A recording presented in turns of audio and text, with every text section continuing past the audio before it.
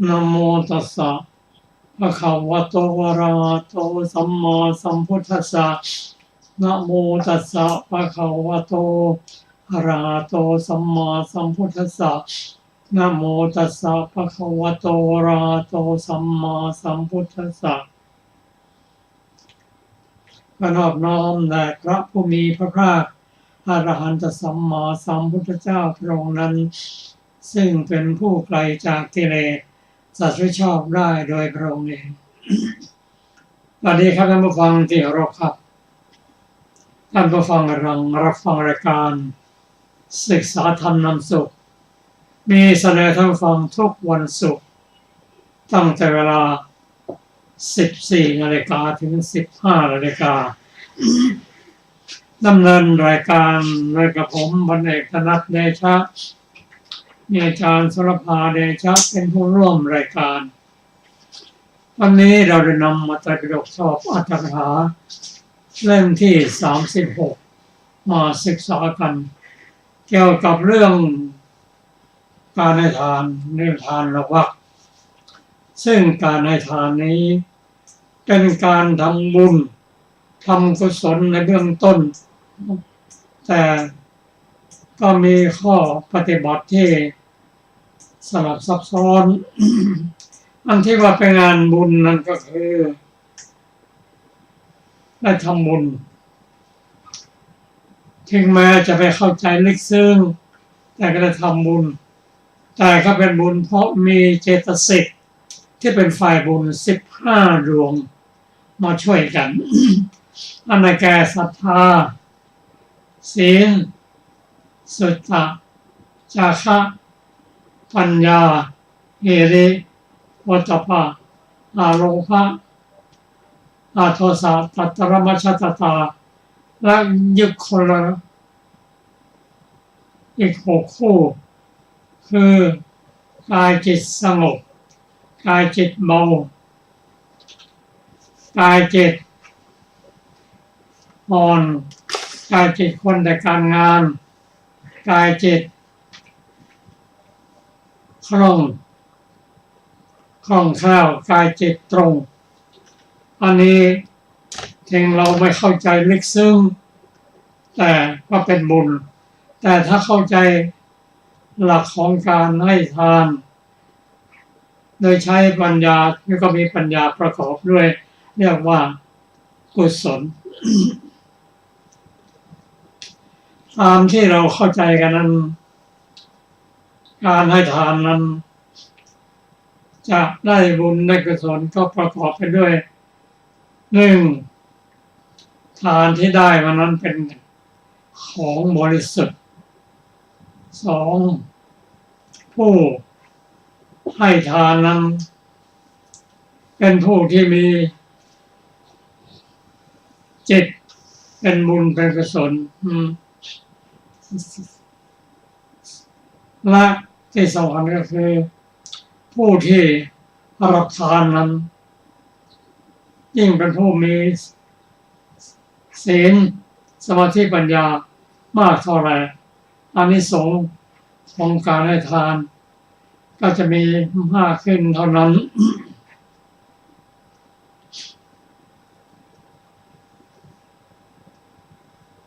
การให้ทานนั้นถ้าเราศึกษาพระสูตรได้เห็นว่ามีความจำเป็นมากแม้แต่พระโสดาบันมีอนาถาบิณฑิกเศรษฐีท่านให้ทานจนยากจนลงนะจนเทวดามาห้ามท่านทำก็ขับไล่เทวดาไปแม้พระพุทธเจ้าได้ตรัสถามว่า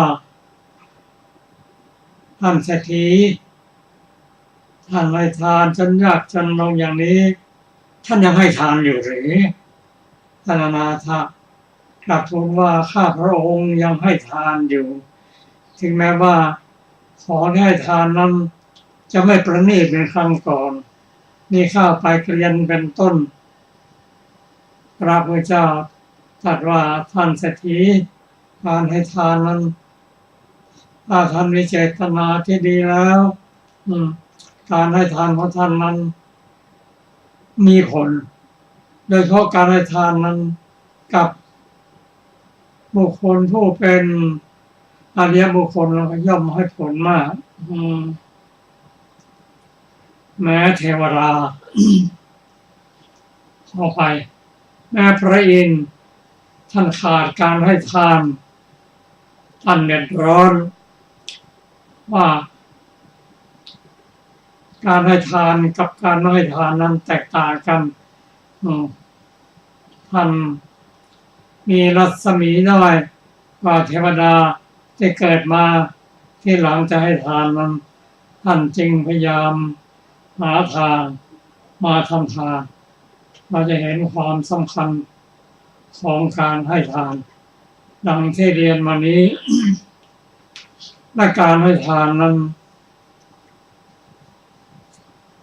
สามารถจะทำได้ถ้าเข้าใจจะเป็นของที่ประณีตหรือไม่ประณีตก็ตามแต่เป็นสิ่งที่ดีที่สุดที่เรามีอยู่นั้นเราให้ทานด้วยความเคารพและตั้งความปรารถนาว่าถ้าพระองค์ไม่รู้ว่าทานได้นี้ได้ให้แก่บุคคลที่เป็นอริยบุคคลหรือไม่ขอให้ทานนี้จงมีผลเท่ากันแทนตั้งความปรารถนาไว้อย่างนี้นี่เป็นเรื่องของการให้ทานส่วนรายละเอียดนั้นในพระสูตรกล่าวไว้ขอเชิญท่านรับฟังได้ขอเชิญอาจารย์สรภาครับค่ะสวัสดีค่ะท่านผู้ฟังที่เคารพทุกท่าน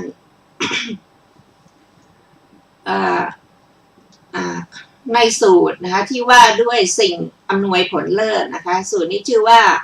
จุนทิสูตรสมัยหนึ่งพระผู้มีพระภาคเจ้าประทับอยู่ณพระวิหารเวฬุวันกรันทกะนิวาปสถานใกล้กรุงราชคฤห์ครั้งนั้นแลราชกุมารีพระนามว่าจุนที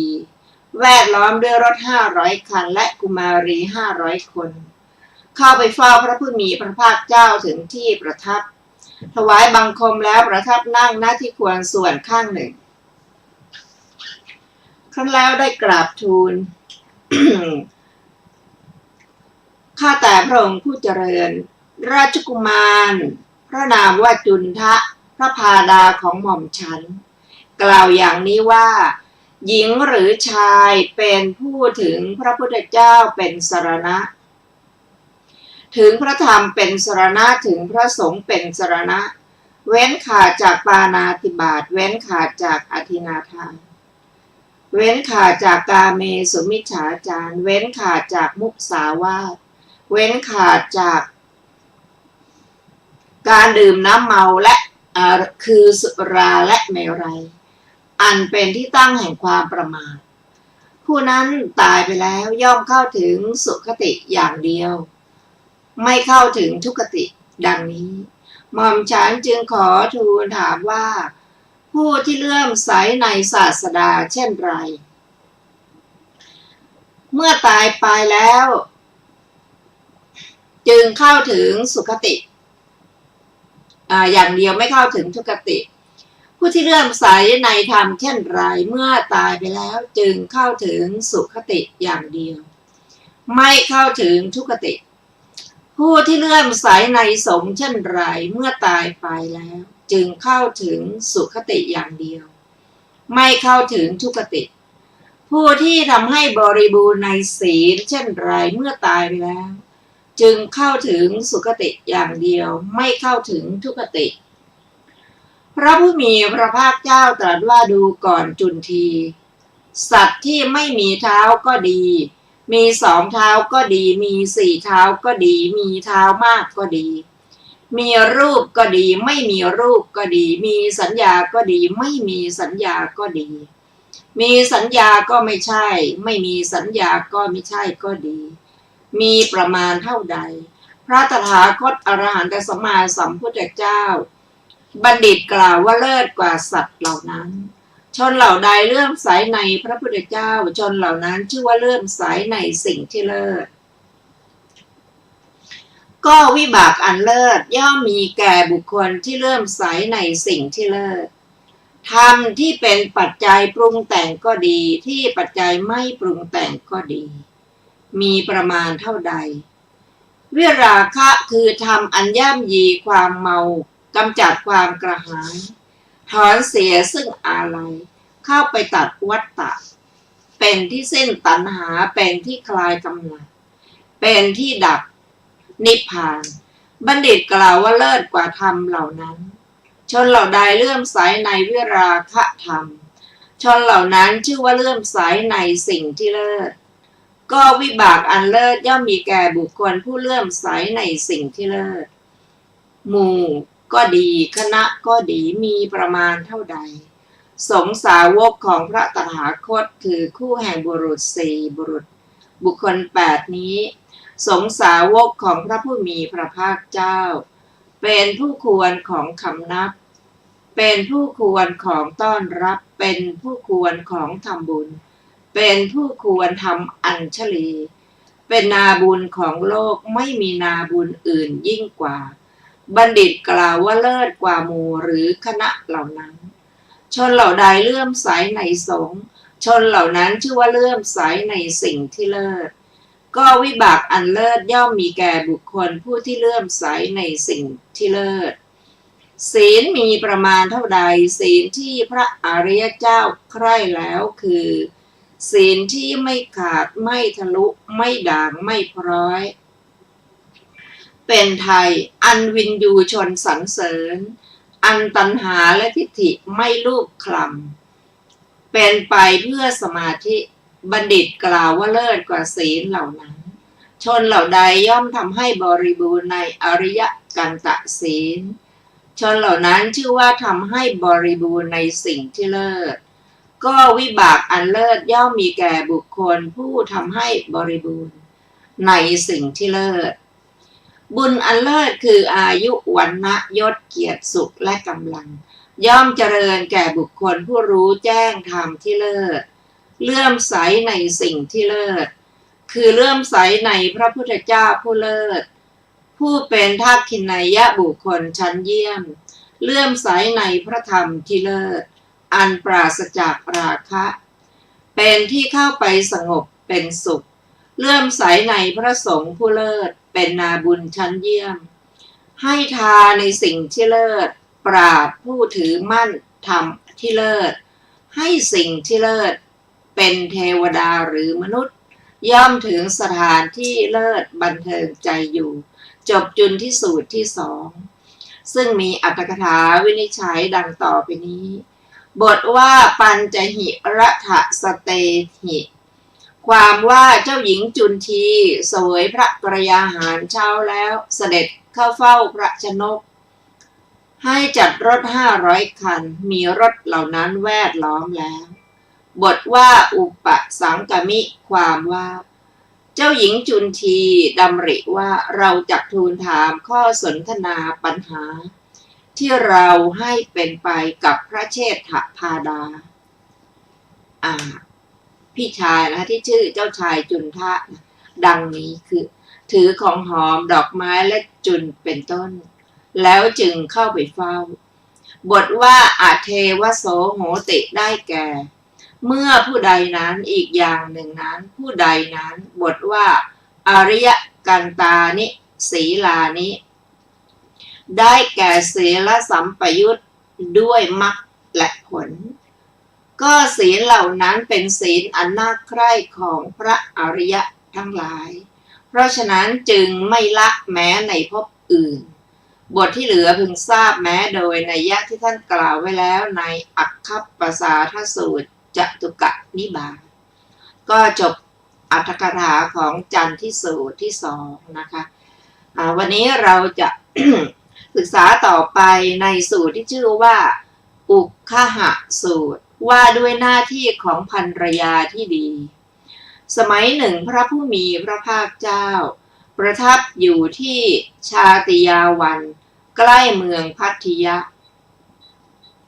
ครั้งนั้นแลท่านอุคหะเศรษฐีผู้เป็นหลานท่านเมนทกะเศรษฐี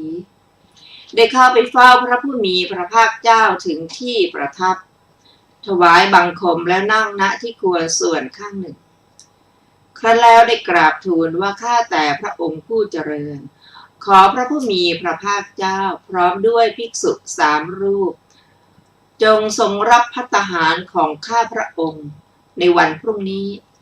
พระผู้มีพระภาคเจ้าทรงรับโดยดุษณีภาพท่านอุคหะเศรษฐีทราบว่าพระผู้มีพระภาคเจ้าทรงรับนิมนต์แล้วจึงลุกจากอาสนะถวายบังคมทำประทักษิณแล้วหลีกไปครั้งนั้นแลพอล่วงราตรีนั้นไปเป็นเวลาเช้าพระผู้มีพระภาคเจ้าทรงนุ่งแล้วถือบาตรจีวรเสด็จเข้าไปยังนิเวศของท่านอุคหะเศรษฐีประทับนั่งบนอาสนะที่เขาแต่งไว้ให้ครั้งนั้นท่านอุคหะเศรษฐีหลานของเมนทกะเศรษฐีได้อังคาดพระผู้มีพระภาคเจ้าให้อิ่มหนำสำราญด้วยขาธนียโภชนาหารขอไปขาธนียโภชนียาหารอย่างประณีตด้วยมือของตนเองเมื่อทราบว่าพระผู้มีพระภาคเจ้าทรงกล่าวสอนทรงพร่ำสอนกุมารีเหล่านั้นซึ่งจะพึงเป็นประโยชน์สุขแก่กุมารีเหล่านั้นตลอดกาลนานพระผู้มีพระภาคเจ้าจึงตรัสสอนกุมารีเหล่านั้นต่อไปดังนี้ว่าดูก่อนกุมารีเพราะเหตุนั้นนั่นแหละเธอทั้งหลายพึงศึกษาอย่างนี้ว่ามารดาบิดาของสามีที่เป็นผู้ปรารถนาประโยชน์หวังความเกื้อกูลอนุเคราะห์ด้วยความเอ็นดูเราทั้งหลายจักตื่นก่อนท่านนอนทีหลังท่านคอยรับใช้ท่านประพฤติเป็นที่พอใจท่านพูดคำเป็นที่รักต่อท่านดูก่อนกุมารีทั้งหลายเธอทั้งหลายพึงศึกษาอย่างนี้แลเพราะเหตุนั้นแหละเธอทั้งหลายพึงศึกษาอย่างนี้ว่าชนเหล่าใดเป็นที่เคารพของสามีคือมารดาบิดาหรือสมณพราหมณ์เราทั้งหลายจักสักการะเคารพนับถือบูชาเมื่อท่านมาถึงที่ก็จักต้อนรับด้วยที่นั่งหรือน้ำดูก่อนกุมารีทั้งหลายเธอทั้งหลายพึงศึกษาอย่างนี้แลเพราะเหตุนั้นแหละเธอทั้งหลายพึงศึกษาอย่างนี้ว่าการงานภายในบ้านของสามีคือการทำขนสัตว์หรือการทำผ้าเราทั้งหลายจักเป็นผู้ขยันไม่เกียจคร้านในการงานนั้นๆจักประกอบด้วยปัญญาเครื่องพิจารณาอันเป็นอุบายในการงานนั้นๆอาจทำอาจจัดดูก่อนกุมารีทั้งหลายเธอทั้งหลายพึงศึกษาอย่างนี้แลเพราะเหตุนั้นแหละเธอทั้งหลายพึงศึกษาอย่างนี้ว่าเราทั้งหลายจักรู้การงานที่อันโตชนภายในบ้านของสามีคือทาสคนใช้หรือกรรมกรทำแล้วว่าทำแล้วที่ยังไม่ได้ทำ ว่ายังไม่ได้ทำ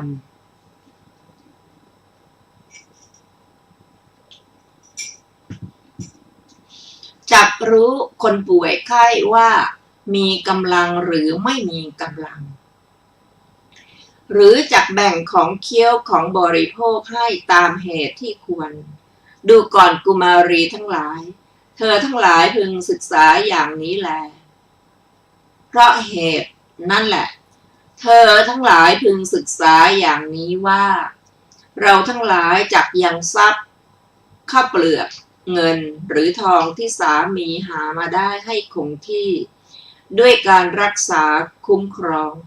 จักไม่เป็นนักเลงการพนันไม่เป็นขโมยไม่เป็นนักดื่มไม่ผลาญทรัพย์ให้พินาศ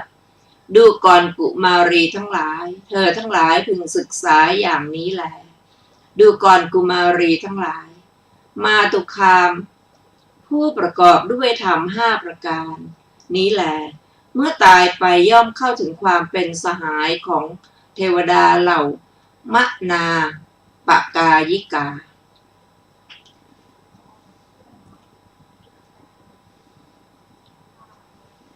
มีพระคาถาว่าสุภาพสตรีผู้มีปรีชาย่อมไม่ดูหมิ่นสามีผู้หมั่นเพียรขวนขวายอยู่เป็นนิดเลี้ยงตนอยู่ทุกเมื่อให้ความปรารถนาทั้งปวงไม่ทำสามีให้ขุ่นเคืองด้วยประพฤติแสดงความหึงหวงสามีและย่อมบูชาผู้ที่เคารพทั้งปวงของสามีเป็นผู้ขยันไม่เกียจคร้านสงเคราะห์คนข้างเคียงของสามีประพฤติเป็นที่พอใจของสามีรักษาทรัพย์ที่สามีหามาได้นารีใดย่อมประพฤติตามความพอใจของสามีอย่างนี้นารีนั้นย่อมเข้าถึงความเป็นเทวดาเหล่ามนาปกายิกาก็จบอุคหาสูตรที่3ซึ่งมีอรรถกถาวินิจฉัยดังต่อไปนี้บทว่าพัทธิเกแปลว่าใกล้พัทธิกะนครบทว่าชาติยาวะเนได้แก่ในป่าชาติที่เกิดขึ้นเองเขาไม่ได้ปลูกแล้วเป็นอันเดียวกันกับป่าหิมพานต์อธิบายว่าพระผู้มีพระภาคเจ้าทรงเข้าไปอาศัยนครนั้นประทับอยู่ในป่านั้นบทว่าอัตตจะตุโถได้แก่มีพระองค์เป็นที่4ถามว่าก็เพราะเหตุไรอุคหเศรษฐีหลานชายเมนทกะเศรษฐีนั้นจึงนิมนต์พระผู้มีพระภาคเจ้ามีพระองค์เป็นที่4มีภิกษุไปด้วย3รูปเล่าตอบว่าได้ยินว่าในเรือนของท่านเศรษฐีนั้นมีงานได้มีงานมงคลใหญ่ด้วยการจัดงานใหญ่ผู้คนเป็นอันมากก็มาชุมนุมกันในเรือนนั้นท่านคิดว่าผู้อังค่าเลี้ยงดูพระภิกษุสงฆ์คงจักสงเคราะห์ยึดใจผู้คนเหล่านั้นได้ยากจึงนิมนต์พระผู้มีพระภาคเจ้ามีพระองค์เป็นที่4เท่านั้นอีกอย่างหนึ่งท่านมีความดำริอย่างนี้ว่าเมื่อพระศาสดาทรงโอวาทอยู่กลางภิกษุหมู่ใหญ่สาวรุ่นทั้งหลายมัวแต่ดูเสียก็ไม่สามารถจะรับเอาพระโอวาทได้ด้วยเหตุดังกล่าวมานี้ท่านจึงนิมนต์เฉพาะพระผู้มีพระภาคเจ้ามีพระองค์เป็นที่4เท่านั้นบทว่าโอวะทัตตุตาสังพันเตความว่าข้าแต่พระองค์ผู้เจริญขอพระผู้มีพระภาคเจ้าโปรดโอวาทคือสั่งสอนสาวรุ่นเหล่านั้นที่จริงคำว่าตาสังเป็นฉัตรถีวิภัตใช้ในอัฏฐะแห่งทุติยาวิภัตบทด้วยยังตาสังได้แก่โอวาทานุสาสำหรับสาวรุ่นเหล่านั้นก็แลท่านเศรษฐีนั้นครั้นกราบทูลแล้วอย่างนี้คิดว่าสาวรุ่นเหล่านี้เมื่อได้รับโอวาทในสำนักของเราพึงให้นำไปสกุลสามีดังนี้ถวายบังคมพระผู้มีพระภาคเจ้าแล้วก็หลีกไปบทว่าภัตตุคือสามีบทว่าอนุกรรมปังอุปาทายะได้แก่อาศัยความเอ็นดูบทว่าปุพพุทธายินิโยได้แก่ปกติตื่นก่อนเขาหมดบทว่าปัจฉานปาตินิโยได้แก่ปกตินอนหลังเขาหมดก็หญิงบริโภคแล้วขึ้นที่นอนก่อนไม่ควรแต่ให้คนในครัวเรือนทั้งหมดบริโภคแล้วจัดสิ่งของที่เป็นอุปกรณ์รู้ว่าโคเป็นต้นที่มาแล้วและยังไม่มาสั่งการงานที่จะพึงทำในวันรุ่งขึ้นถือลูกกุญแจไว้ในมือถ้าอาหารก็มีบริโภคถ้าไม่มีก็ให้คนอื่นหุงหาแล้วเลี้ยงคนทั้งหมดให้อิ่มแล้วนอนในภายหลังจึงควรแม้นอนแล้วจะนอนจนตะวันขึ้นก็ไม่ควรแต่ลุกก่อนเขาทั้งหมดแล้วให้เรียกท่าและคนงานมาแล้วสั่งงานว่าท่านจงทำงานอันนี้ให้รีดนมแม่โคทำกิจที่ควรทำทั้งหมดในเรือนไว้เป็นพนักงานของตนจึงควรพระผู้มีพระภาคเจ้าหมายถึงข้อความนั้นจึงตรัสว่าปุพพัทธายินิโย ปัจฉานิปาตินิโยตื่นก่อนนอนหลังดังนี้บทว่ากิงการะปฏิสาวินิโยความว่ามีปกติมองหน้ากันแล้วตรวจดูว่าเราจะทำอะไรดังนี้บทว่ามนาปจารินิโยได้แก่ปกติทำกิริยาแต่ที่น่าพอใจบทว่าปิยวาทินิโยได้แก่พูดแต่ถ้อยคำที่น่ารักบทว่าปูชิสามะได้แก่บูชาด้วยปัจจัยสี่บทว่าอภาคเตได้แก่ท่านผู้มาถึงสำนักของตนบทว่าอาสโนทเกนะปฏิปูเชสามะความว่าต้อนรับด้วยอาสนะและน้ำล้างเท้าแต่ในข้อนี้ควรทำสักการะทุกวันแก่มารดาบิดาส่วนสำหรับสมณพราหมณ์ผู้มาถึงแล้วควรถวายอาสนะน้ำล้างเท้าและควรทำสักการะบทว่าอุณนาคือขนแกะบทว่าตัฏฐทุกขาภวิสามะความว่าจักเป็นผู้ฉลาดในการสางและซักการย้อมและจัดให้เป็นฟ่อนสำหรับขนแกะทั้งหลายในการปั่นแผ่ยีและกรอเป็นต้นสำหรับฝ่ายบทว่าตัตรุปายายะได้แก่เป็นผู้ประกอบด้วยปัญญาอันเป็นอุบายในการจัดขนสัตว์และฝ้ายนั้นที่เป็นไปแล้วอย่างนี้ว่าเราควรทำงานนี้ในเวลานั้นดังนี้บทว่าอลังกาตุงอลังสังวิทาตุงได้แก่ตนทำเองก็ดีใช้ให้คนอื่นทำก็ดีก็ควรทั้งนั้นอธิบายว่าจักชื่อว่าเป็นผู้สามารถได้ดังนี้บทว่ากตัญจะกัตโตชานิสามะอกตัญจะอกตะโตความว่าเราจักรู้อย่างนี้ว่าเราควรให้สิ่งนี้และทำกิจนี้แก่ผู้มาทำงานชื่อนี้ตลอดทั้งวันผู้มาทำงานชื่อนี้ครึ่งวันแก่ผู้เสร็จงานแก่ผู้นั่งอยู่ในเรือนดังนี้ด้วยบทว่าคิลานะกานันจะพลาพลังท่านแสดงว่าก็เท่าว่าเขาให้ยาและอาหารเป็นต้นแก่คนเหล่านั้นในเวลาเจ็บไข้ไม่ทำให้แสลงแก่โรคคนเหล่านี้ย่อมทำสิ่งที่ตนปรารถนาในเวลาเราไม่มีโรคในเวลาเจ็บไข้ก็ไม่รู้ว่าเรามีอยู่ดังนั้นเขาเป็นผู้เหนื่อยหน่ายไม่ทำกิจทั้งหลายในภายหลังหรือทำกิจที่ควรทำเพราะฉะนั้นเจ้าทั้งหลายพึงสำเนียกอย่างนี้ว่าเราจะรู้ความมีกำลังและไม่มีกำลังของคนเหล่านั้นแล้วจักรู้สิ่งที่พึงให้และกิจที่ควรทำบทว่าขาธนียางโภชนียางจัสสะได้แก่จักแจกจ่ายของเคี้ยวและของกินแก่คนภายในบทว่าปัจจยังเสนะคือ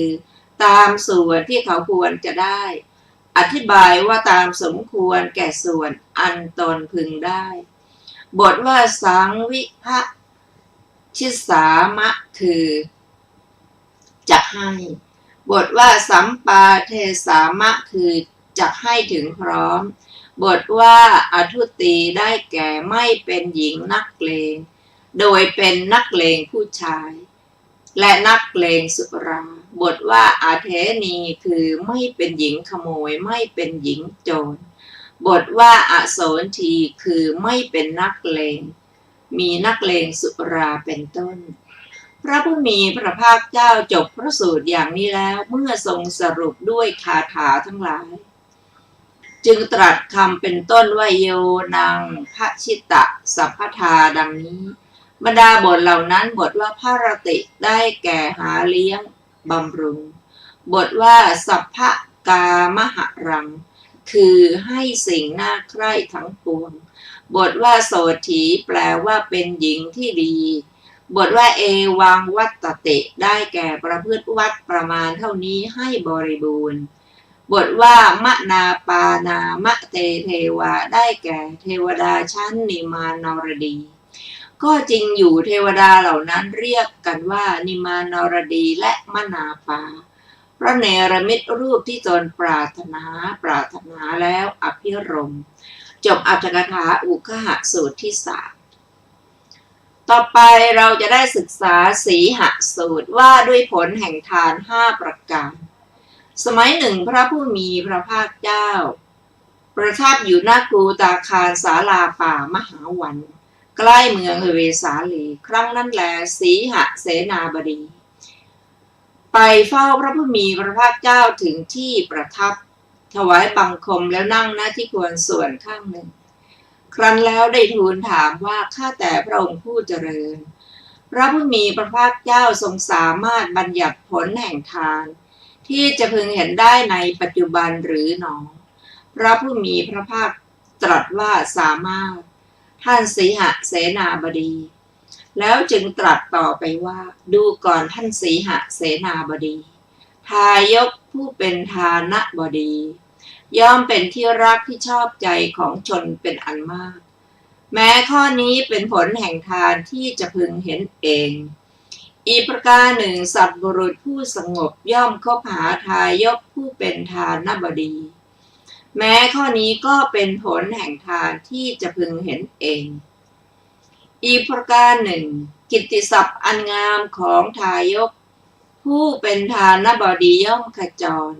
แม้ข้อนี้ก็เป็นผลแห่งทานที่จะพึงเห็นเองอีกประการหนึ่งทายกผู้เป็นทานบดีจะเข้าไปอยู่ที่ประชุมใดๆคือที่ประชุมกษัตริย์พราหมณ์คฤหบดีสมณะก็ย่อมเป็นผู้องอาจไม่เก้อเขินเข้าไปแม้ข้อนี้ก็เป็นผลแห่งทานที่จะพึงเห็นเอง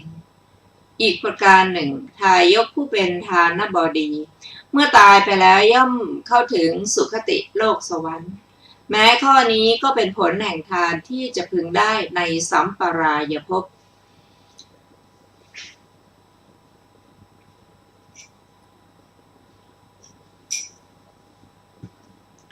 เมื่อพระผู้มีพระภาคเจ้าตรัสดังนี้แล้วสีหเสนาบดีจึงทูลว่าข้าแต่พระองค์ผู้เจริญผลแห่งทานที่จะพึงเห็นเอง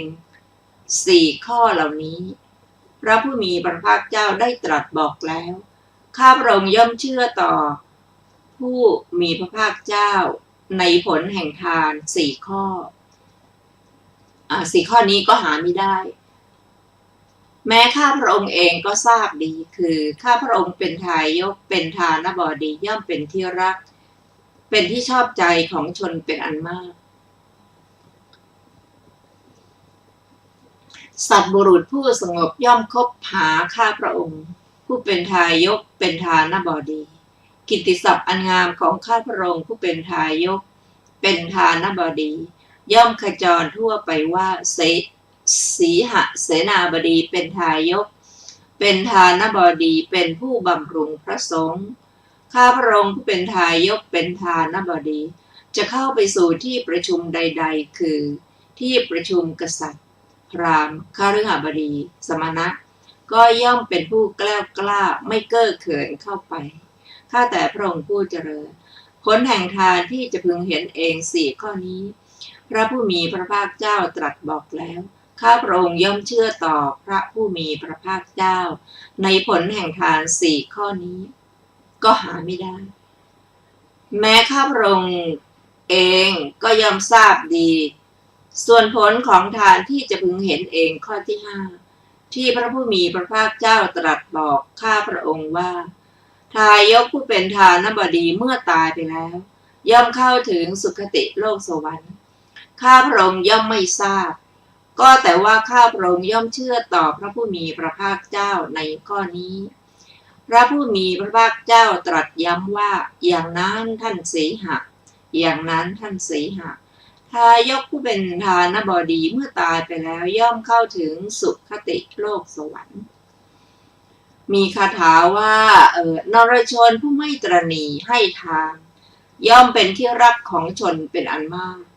ชนเป็นอันมากย่อมคบหานรชนนั้นนรชนนั้นย่อมได้เกียรติมียศเจริญ เป็นผู้ไม่เก้อเขินกล้าเข้าสู่ที่ประชุมชนเพราะเหตุนี้แลบัณฑิตผู้หวังสุขจงขจัดมลทินคือความตระหนี่แล้วให้ทานบัณฑิตเหล่านั้นย่อมประดิษฐานในไตรทิศถึงความเป็นสหายของเทวดาร่าเริงอยู่ตลอดกาลนานบัณฑิตเหล่านั้นได้ทำสิ่งที่มุ่งหวังได้ทำกุศลแล้วจุติจากโลกนี้แล้วย่อมมีรัศมีเปล่งปลั่งเที่ยวชมไปในอุทยานชื่อนันทนวัน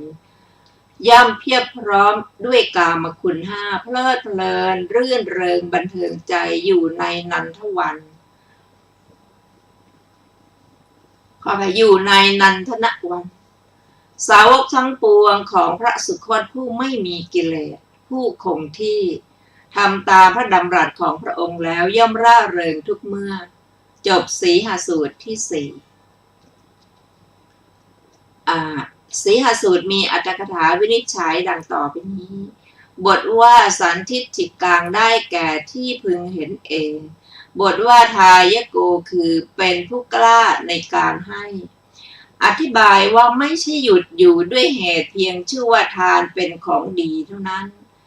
ยังสามารถแม้บริจาคได้ด้วยบทว่าทานปฏิได้แก่ให้ทานใดก็เป็นเจ้าแห่งทานนั้นให้ไม่ใช่ทาสและไม่ใช่สหายทานก็ผู้ใดตนเองบริโภคของอร่อยแต่ให้ของไม่อร่อยแก่บุคคลอื่นผู้นั้นเป็นทาสแห่งไทยธรรมกล่าวคือทานให้ผู้ใดตนเองบริโภคสิ่งใดก็สิ่งนั้นแลผู้ให้ผู้นั้นเป็นสหายแห่งทานให้ฝ่ายผู้ใดตนเองยังอัตภาพให้เป็นไปด้วยของธรรมดาแต่ให้ของที่อร่อยแก่พวกคนอื่นผู้นั้นชื่อว่าเป็นเจ้าเป็นใหญ่เป็นเจ้าของให้พระผู้มีพระภาคเจ้าตรัสหมายถึงทายกผู้เป็นเช่นนั้นว่าเป็นทานบดีดังนี้บทว่าอมังกุภูโตได้แก่ไม่ใช่เป็นผู้ไร้อำนาจบทว่าวิสารโทคือได้สมนัตประกอบด้วยญาณบทว่าสหัพพยคตาคือถึงความร่วมกันเป็นอันเดียวกันบทว่ากตาวกาสาความว่าชื่อว่ามีโอกาสอันทำแล้วเพราะตนกระทำกรรมที่มีโอกาสในไตรทิพนั้นแต่เพราะเหตุที่กรรมนั้นเป็นกุศลอย่างเดียวเพราะฉะนั้นจึงตรัสว่ากตกุศลาคือสร้างกุศลไว้บทว่าโมทะเรคือร่าเริงบันเทิงอยู่บทว่าอติตัสสะได้แก่พระตถาคตผู้อันกิเลสไม่อาศัยแล้วบทว่าตาทิโนคือเป็นผู้ถึงลักษณะคงที่จบอรรถกถาสีหสูตรที่สี่ต่อไปเป็นสูตรที่ชื่อว่าทานานิสังสสูตรว่าด้วยอานิสงส์การให้ทาน5ประการดูก่อนภิกษุทั้งหลายอานิสงส์แห่งการให้ทาน5ประการนี้5ประการเป็นไฉนคือผู้ให้ทานย่อมเป็นที่รักที่ชอบใจของชนหมู่มากหนึ่งสัพบุรุษผู้สงบย่อมคบหาผู้ให้ทานหนึ่งกิตติศัพท์อันงามของผู้ให้ทานย่อมขจรทั่วไปหนึ่งผู้ให้ทานย่อมไม่ห่างเหินจากธรรมของคฤหัสถ์หนึ่งผู้ให้ทานเมื่อตายไปแล้วย่อมเข้าถึงสุคติโลกสวรรค์หนึ่งดูก่อนภิกษุทั้งหลายอานิสงส์แห่งการให้ทาน5ประการนี้แลมีคาถาประพันธ์ว่าผู้ให้ทานย่อมเป็นที่รักของชนเป็นอันมากชื่อว่าดำเนินตามธรรมของสัพบุรุษสัพบุรุษผู้สงบผู้สำรวมอินทรีย์ประพฤติพรหมจรรย์ย่อมคบหาผู้ให้ทานทุกเมื่อสัพบุรุษเหล่านั้นย่อมแสดงธรรม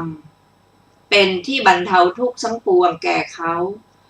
ได้ทราบชัดแล้วย่อมเป็นผู้หาอาสวะไม่ได้ปรินิพพานในโลกนี้จบทานานิสังสสูตรที่5ซึ่งมีอรรถกถาวินิจฉัยดังต่อไปนี้ บทว่าขีหิธรรมา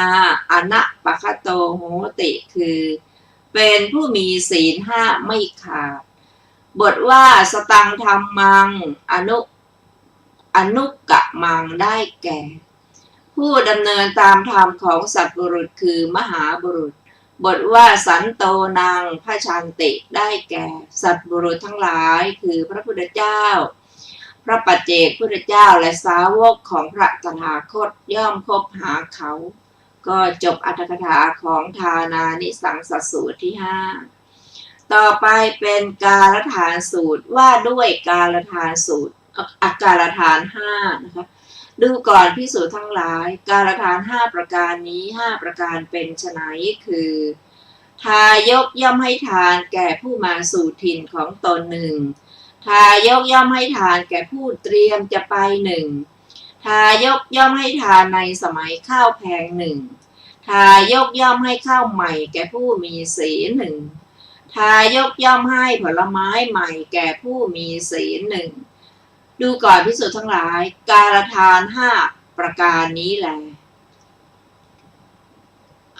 มีคาถาประพันธ์ว่าผู้มีปัญญารู้ความประสงค์ปราศจากความตระหนี่ย่อมให้ท่านในการที่ควรให้เพราะผู้ให้ทานตามการในพระอริยเจ้าทั้งหลายผู้ปฏิบัติซื่อตรงผู้มีใจมั่นผู้มีใจคงที่เป็นผู้มีใจผ่องใสทักขินาทานจึงจะมีผลไพบูรย์ชนเหล่าใดย่อมอนุโมทนาหรือช่วยเหลือในทักขินาทานนั้นทักขินาทานนั้นย่อมไม่มีผลบกพร่องเพราะการอนุโมทนาหรือการช่วยเหลือนั้นแม้พวกที่อนุโมทนาหรือช่วยเหลือย่อมเป็นผู้มีส่วนแห่งบุญเพราะฉะนั้นผู้มีจิตไม่ท้อถอยจึงควรให้ทานในเขตที่มีผลมากบุญทั้งหลายย่อมเป็นที่พึ่งของสัตว์ทั้งหลายในปรโลกจบกาลทานสูตรที่6ซึ่งมีอรรถกถาของกาลทานสูตรดังต่อไปนี้บทว่ากาลทานานี่คือทานที่ควรทานที่มาถึงแล้วอธิบายว่าทานอันสมควรบทว่านวะสัสานิคือข้าวกล้าดีเลิศบทว่านวพลานิได้แก่ผลไม้ดีเลิศที่ออกคราวแรกจากสวนบทว่าปัทมังศีละวันเตสุปฏิถาเปติความว่าเขาถวายแก่ท่านผู้มีศีลก่อนแล้วตนก็บริโภคภายหลัง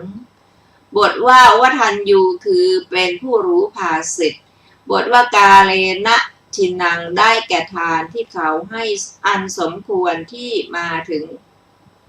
เข้าบทว่าอนุโมทันติได้แก่ชนที่ยืนอนุโมทนาอยู่หน้าที่ควรส่วนข้างหนึ่งบทว่าเวยาวัจจังได้แก่ทำการที่เป็นงานขวนขวายทางกายบทว่าอปติวาสนาจิตโตได้แก่เป็นผู้มีจิตไม่เบื่อหน่ายบทว่ายัตถะทินังมหพลังได้แก่พึงให้ในที่ทานที่ให้แล้วมีผลมากจบอรรถกถากาลทานสูตรที่6ต่อไปเป็นสูตรชื่อว่าโภชนะทานสูตรว่าด้วยทายกผู้ให้โภชนะชื่อว่าให้ฐานะ5อย่างแก่ปฏิฆา6ดูก่อนภิกษุทั้งหลายทายกผู้ให้โภชนะเป็นทานชื่อว่าให้ฐานะ5อย่างแก่ปฏิฆา5อย่างเป็นไฉนคือให้อายุ1ให้วรรณะ1ให้สุข1ให้กำลัง1ให้ปฏิภา1ครั้นให้อายุแล้วย่อมเป็นผู้มีส่วนแห่งอายุทั้งที่เป็นทิพย์ทั้งที่เป็นมนุษย์ครั้นให้วรรณะแล้วย่อมเป็นผู้มีส่วนแห่งวรรณะทั้งที่เป็นทิพย์ทั้งที่เป็นมนุษย์ครั้นให้สุขแล้วย่อมเป็นผู้มีส่วนแห่งสุขทั้งที่เป็นทิพย์ทั้งที่เป็นมนุษย์ครั้นให้กำลังแล้วย่อมเป็นผู้มีส่วนแห่งกำลังทั้งที่เป็นทิพย์ทั้งที่เป็นมนุษย์ ครั้นให้ปฏิภาณแล้วย่อมเป็นผู้มีส่วนแห่งปฏิภาณทั้งที่เป็นทิพย์ทั้งที่เป็นมนุษย์ดูก่อนภิกษุทั้งหลายทายกผู้ให้โภชนะเป็นทานชื่อว่าให้ฐานะ5อย่างนี้มีพระคาถาว่าปราชญ์ผู้มีปัญญาให้อายุย่อมได้อายุให้กำลังย่อมได้กำลังให้วรรณะย่อมได้วรรณะให้ปฏิภาณย่อมได้ปฏิภาณให้สุขย่อมได้สุขให้อายุกำลังวรรณะสุขและปฏิภาณแล้วจะเกิดในที่ใดๆย่อมเป็นผู้มีอายุยืนมียศจบโภชนะทานสูตรที่7ซึ่งมีอรรถกถาวินิจฉัยดังต่อไปนี้บทว่าอายุงเทติได้แก่ชื่อว่าย่อมให้อายุบทว่าวันนางคือผิวพรรณแห่งร่างกายบทว่าสุขขังคือสุขทางกายและทางใจบทว่าพลังคือเรี่ยวแรงแห่งร่างกายบทว่าปฏิภาณังคือฉลาดผูกปัญหาและแก้ปัญหาจบอรรถกถาโภชนาทานสูตรที่7สูตรต่อไปคือศรัทธานิสังสสูตรว่าด้วยอานิสงส์ของศรัทธา5ประการดูก่อนภิกษุทั้งหลายกุลบุตรผู้มีศรัทธาย่อมมีอานิสงส์5ประการเป็นไฉนคือสัพบุรุษผู้สงบในโลกทุกท่านเมื่อจะอนุเคราะห์ย่อมอนุเคราะห์ผู้มีศรัทธาก่อนผู้อื่นย่อมไม่อนุเคราะห์ผู้ไม่มีศรัทธาก่อนผู้อื่นหนึ่งเมื่อจะเข้าไปหาย่อมเข้าไปหาผู้มีศรัทธาก่อนผู้อื่นย่อมไม่เข้าไปหาผู้ไม่มีศรัทธาก่อนผู้อื่นหนึ่งเมื่อจะต้อนรับย่อมต้อนรับผู้มีศรัทธาก่อนผู้อื่นย่อมไม่ต้อนรับผู้ไม่มีศรัทธาก่อนผู้อื่นหนึ่งเมื่อจะแสดงธรรมย่อมแสดงธรรมแก่ผู้มีศรัทธาก่อนผู้อื่นย่อมไม่แสดงธรรมแก่ผู้ไม่มีศรัทธาก่อนผู้อื่นหนึ่งกุลบุตรผู้มีศรัทธาเมื่อตายไปแล้วย่อมเข้าถึงสุคติโลกสวรรค์หนึ่งดูก่อนภิกษุทั้งหลายกุลบุตรผู้มีศรัทธาย่อมมีอานิสงส์5ประการนี้แลดูก่อนภิกษุทั้งหลายเปรียบเหมือนต้นไทรใหญ่ที่ทางสี่แยกมีพื้นราบเรียบย่อมเป็นที่พึ่งของพวกนกโดยรอบฉันใดกุลบุตรผู้มีศรัทธาก็ฉะนั้นเหมือนกันย่อมเป็นที่พึ่งของชนเป็นอันมากคือภิกษุภิกษุณีอุบาสกอุบาสิกามีพระคาถาประพันธ์ว่าต้นไม้ใหญ่สล่างด้วยกิ่งใบและผลมีลำต้นแข็งแรงมีรากมั่นคงสมบูรณ์ด้วยผลย่อมเป็นที่พึ่งของนกทั้งหลายฝูงนกย่อมอาศัยต้นไม้นั้นซึ่งเป็นที่รื่นรมใจให้เกิดสุขผู้ต้องการความร่มเย็นย่อมเข้าไปอาศัยร่มเงาผู้ต้องการผลก็ย่อมบริโภคผลได้ฉันใดท่านผู้ปราศจากราคะปราศจากโทสะปราศจากโมหะไม่มีอาสวะเป็นบุญเขตในโลกย่อมคบหาบุคคลผู้มีศรัทธา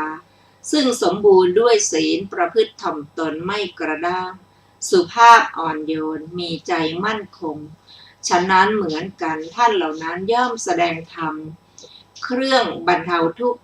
ทั้งปวงแก่เขา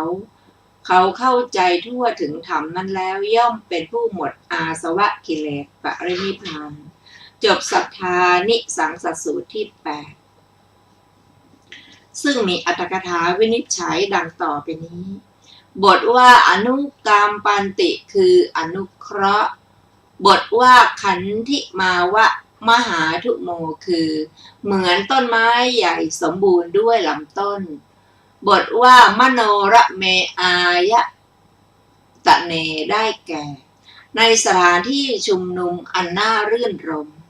บทว่าฉายางฉายัตถิกายันติได้แก่ผู้ต้องการร่มเงาก็เข้าไปอาศัยร่มเงาบทว่านิวาตะวุตติงคือประพฤติอ่อนน้อมบทว่าอัตถัดทังคือเว้นความเป็นคนกระด้างเพราะโกทะและมานะบทว่าโสระตังได้แก่เป็นผู้ประกอบด้วยความสงบเสงี่ยมมีศีลสะอาดบทว่า สักขีลังคือหน้าบันเทิงใจ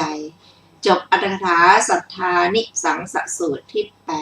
8สำหรับสูตรต่อไปที่เราจะได้ศึกษาชื่อว่าปุตตสูตรว่าด้วยมารดาบิดาต้องการฐานะ5อย่างจากบุตรดูก่อนภิกษุทั้งหลายมารดาบิดาเล็งเห็นฐานะ5ประการนี้จึงปรารถนาบุตรเกิดในสกุลฐานะ5ประการเป็นไฉนคือบุตรที่เราเลี้ยงมาแล้วจักเลี้ยงตอบแทน1จักทำกิจแทนเรา1วงศกุลจักดำรงอยู่ได้นาน1บุตรจักปกครองทรัพย์มรดก1เมื่อเราตายไปแล้วบุตรจักบำเพ็ญทักษิณาทานให้1ดูก่อนภิกษุทั้งหลายมารดาบิดาเล็งเห็นฐานะ5ประการนี้แลจึงปรารถนาบุตรเกิดในสกุลมารดาบิดาผู้ฉลาดเล็งเห็นฐานะ5ประการจึงปรารถนาบุตรด้วยหวังว่าบุตรที่เราเลี้ยงมาแล้วจักเลี้ยงตอบเราจักทำกิจแทนเราวงศกุลจักดำรงอยู่ได้นานบุตรจักปกครองทรัพย์มรดกและเมื่อเราตายไปแล้วบุตรจักบำเพ็ญทักษิณาทานให้มารดาบิดาผู้ฉลาดเล็งเห็นฐานะเหล่านี้จึงปรารถนาบุตรฉะนั้นบุตรผู้เป็นสัพบุรุษผู้สงบมีกตัญญูกตเวทีเมื่อระลึกถึงบุรพคุณของท่านจึงเลี้ยงมารดาบิดาทำกิจแทนท่านเชื่อฟังโอวาทเลี้ยงสนองพระคุณท่านสมดังที่ท่านเป็นบุพการีดำรงวงศกุลบุตรผู้มีศรัทธาสมบูรณ์ด้วยศีลย่อมเป็นที่สรรเสริญทั่วไปจบปุตตสูตรที่ 9มีอรรถกถาวินิจฉัยดังต่อไปนี้บทว่าพระโตวาโนภวิสติความว่าบุตรที่เราเลี้ยงมาแล้วประคบประหงมมาแล้วด้วยให้ดื่มน้ำนมและยังมือและเท้าให้เจริญเติบโตเป็นต้นในเวลาเราแก่เขาจักเลี้ยงเราด้วยการล้างมือล้างเท้าให้อาบน้ำและให้ข้าวต้มข้าวสวยเป็นต้นบทว่ากิจจังวาโนกริสติความว่าเขาพักการงานของตนไว้แล้วจักไปช่วยทำกิจของเราซึ่งเกิดในราชตระกูลเป็นต้นบทว่ากุลาวังโส จิรังทัสติความว่าเมื่อบุตรรักษาไม่ทำสมบัติของเรามีนาสวนเงินและทองเป็นต้นให้ฉิบหายไปวงตระกูลก็จะตั้งอยู่นานอันหนึ่งเขาไม่ทำสลากภัฏทานเป็นต้นที่เราประพฤติกันมาแล้วให้ขาดสายคงดำเนินไปวงตระกูลของเราก็จะตั้งอยู่นานบทว่าทายัชชังปฏิปัชชติความว่าบุตรเมื่อประพฤติตนสมควรแก่มรดกด้วยการปฏิบัติอันสมควรแก่วงตระกูลก็จะปกครองมรดกอันเป็นสมบัติของเราได้บทว่าทักทินังอนุปทัสสติความว่าบุตรจะเพิ่มทานอุทิศส่วนบุญให้ตั้งแต่วันที่3นับแต่วันตายบทว่าสันโตสัพพุริสาความว่าพึงทราบว่าเป็นสัพบุรุษคนดีด้วยการปฏิบัติชอบในมารดาบิดาในฐานะนี้บทว่าปุเพกตะมนุษสรังความว่าเมื่อระลึกถึงคุณอันมารดาบิดากระทำไว้ก่อนแล้วบทว่าโอวาทการีคือ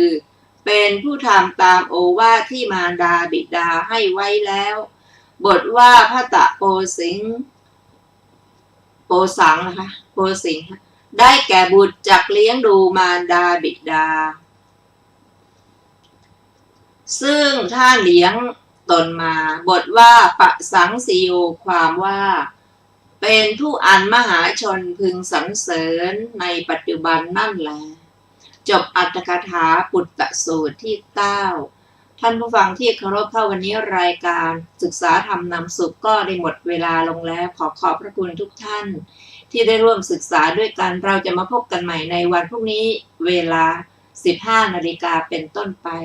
วันนี้ขอมีความสุขสวัสดีเจริญในธรรมค่ะสวัสดีค่ะ